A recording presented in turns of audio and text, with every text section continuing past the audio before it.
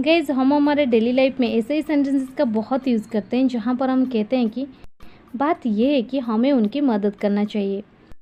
बात यह है कि आप हमेशा अपने लिए सोचते हैं। बात यह है कि बच्चे को अकेला छोड़ना हानिकारक विचार हो सकता है।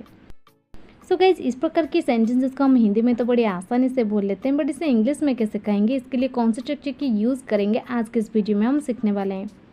आपने नोटिस किए होंगे इन सभी सेंटेंसेस में एक चीज़ कॉमन है, वो है बात यह है कि सबसे पहले इसकी इंग्लिश देख लेते हैं। इसे हम इंग्लिश में कहते हैं this is the point that. चलिए इसका कंप्लीट स्ट्रक्चर देख लेते हैं। पहले आपको लिखना पड़ेगा this is the point that, इसके बाद आपको यूज़ कर देनी है सब्जेक्ट के बाद हेल्पिंग वर्ब के बाद आपको यूज़ कर देनी है वर्ब, इसके बाद ऑब्जेक्ट और लास्ट में अदर वर्ड्स। चलिए कुछ एग्जाम्पल के मदद से इसे और भी बेहतर समझने की कोशिश करते हैं। बात यह है कि हमें उनकी मदद करना चाहिए। The point is that we should help him. बात यह है कि आप हमेशा अपने लिए सोचते हैं। The point is that you always think for yourself.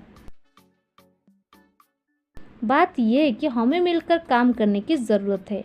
The point is that we need to work together. बात यह है कि उसे कुछ समझ नहीं आता। The point is that she doesn't understand anything. बात यह है कि बच्चे को अकेला छोड़ना हानिकारक विचार हो सकता है। The point is that leaving a baby alone can be harmful.